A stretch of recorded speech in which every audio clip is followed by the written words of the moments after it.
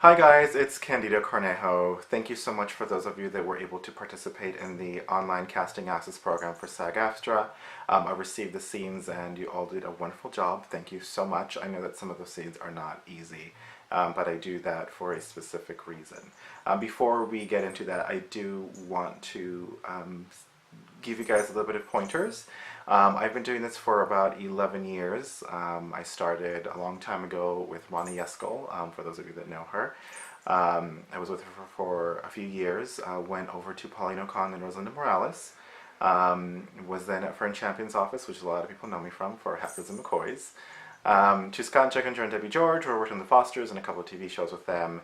To ABC Studios, where I was a casting coordinator for the Diversity Showcase. Back to Scott Jenkins and Debbie George, and then to Pam Dixon Casting, and then on my own and branching off with other casting directors such as Tamara Lee Notcutt, and a few others. I'm currently on my own as a casting director. I still consult with Pam and a few other casting directors. And so there are a lot of projects that are a lot more specific now that I feel that I am doing. The last project that I worked on was very, very specific. It was Zoot Suit for the Marte Forum, and it was theater.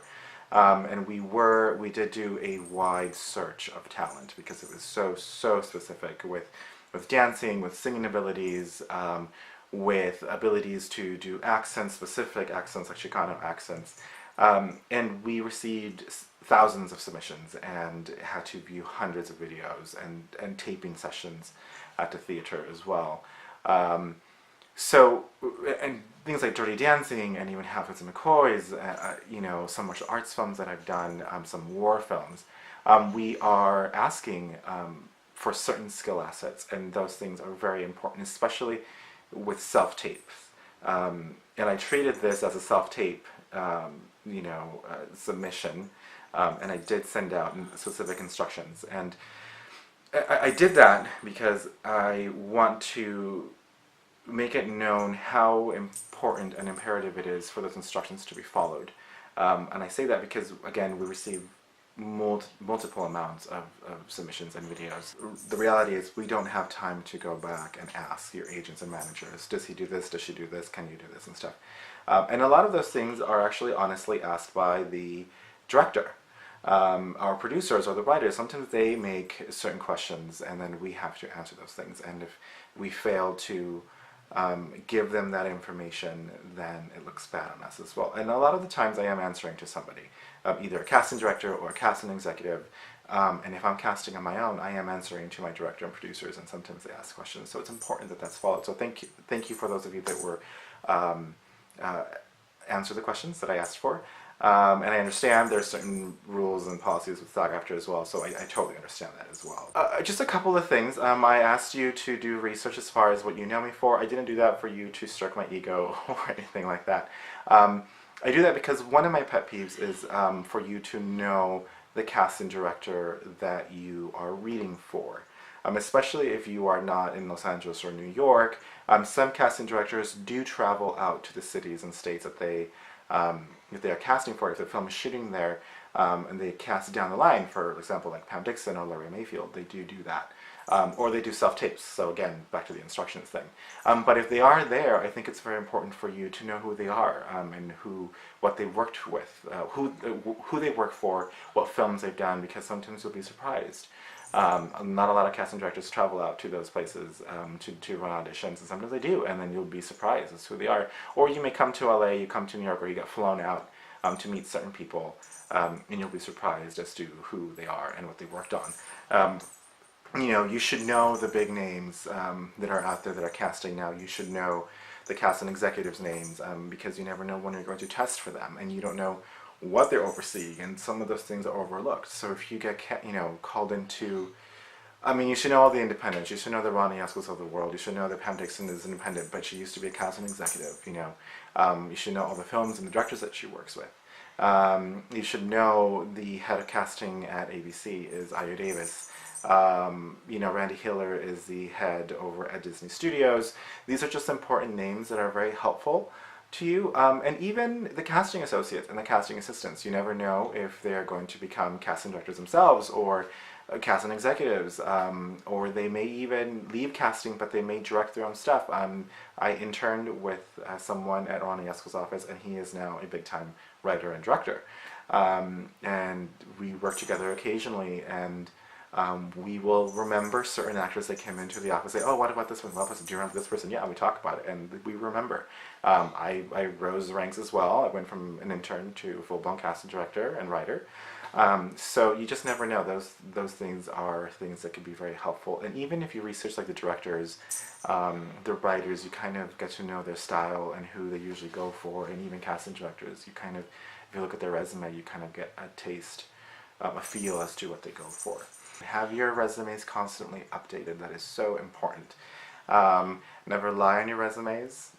Be really clear about your skill assets. And then I think that most importantly, though, acting it's wonderful, and you chose this career because I hope that you love it and you're passionate about it, and you know how highly competitive it is.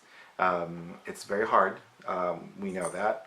Even our jobs are hard as well, but I want you to know that we casting directors root for you, and we chose you because we believe in you, and you make us look good. You make me look good, and I enjoy to be entertained.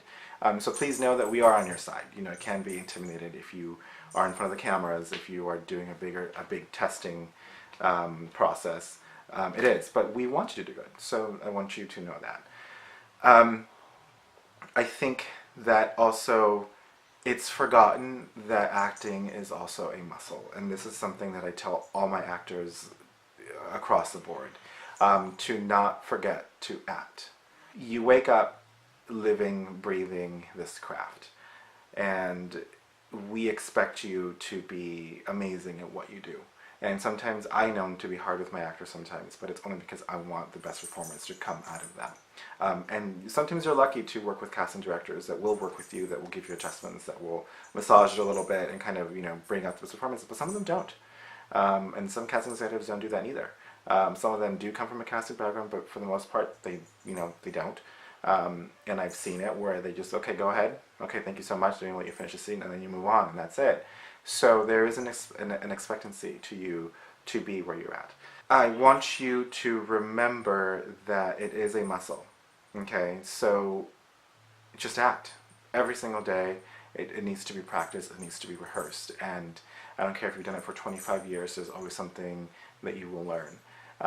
If you are an athlete, what happens when you stop working out and stop practicing the sport that you do? If you play an instrument, if you stop playing that instrument for a while, you get a little rusty. You know, if you are a ballet dancer, if you stop doing ballet, you know what happens? You get a little bit out of shape.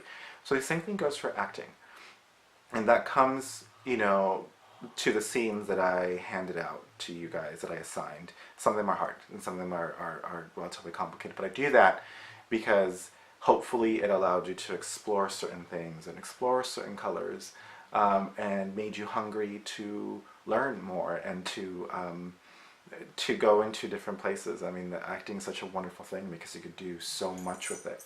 And so I hope that it was able to inspire you guys, because you never know when a scene like that may be handed to you. And I've seen it. I've done it at the studio before, and in casting sessions where I bring somebody in for a one-liner or whatever, but then, like, you know what, that person has that look, that person has that certain thing that I'm looking for the leading role.